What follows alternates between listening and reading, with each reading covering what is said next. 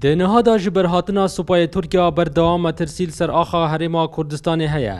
Sererayî ku çendîn sala hêzeka herî mezin li sinûrê parêzgeha Duhokê hatiye jêgîrkirin, di nihada Supayê Tirkiya zêdetir leşkerê xwe îne di nava xaka Herêma Kurdistanê û ev çende jî bûye metirsil ser jiyana hewlatiyan ku hewlatî bi hatina Supayê Tirkiya bê metirsî dizanît. Ez bînim leşkerê Tirkiyê bu axa Kurdistanê İtihadî Nema Kurdistanê dagîr bikin. Türk dijminê herê mezanê Kurdan e. Em ê bînin me çavê xwe bînî ev çend sala car rûşavan halvêre ev çend sala hema debabê wan û leşkerî wan nav axa Herêma Kurdistanê da.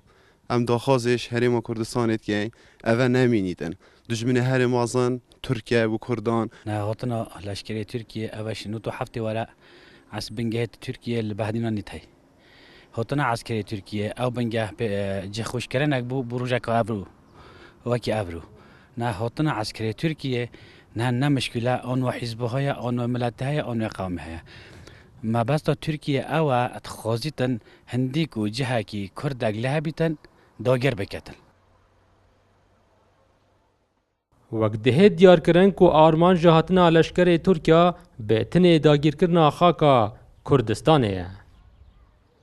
بێگومان هەبوونە لەشکرکێشیە ترکی ئەنکو بۆڕگەین لەشکری ترکی لە هەرێمە کوردستانê دوو ئاماژە بۆ مەدەت یەکیشوان نەبوونە سیادە عێراقیە دوو هەرێمە کوردستانی چه هەلویستێن ئاشکرا و ڕوونینن سەبارەت لەشکری تورکی و لێ دومهێژی یعنی ترکی بخۆ پەکەکە کردیاتی بەهانە کو بهێتن هێزێن خۆ ئەنکو هەبوونە بۆڕگەین خۆ جێگیر بکاتن لە هەرێمە کوردستانیش بۆ هەندەیە لێ دماهیە ترکیە هزرەکە داگیرکارانەیە هەی یعنی کو دەوروبەرێن خۆ مەسەن ئەف دەوڵەتێت مەسەن بێسیادە ئەن سیادەوانیان لاواز دێتن یعنی دەستکاریێت یعنی ئەنکو دەستی خۆ بکاتت ناف کاروبارên سیاسی وێت حکومڕانیên van وڵاتاندا.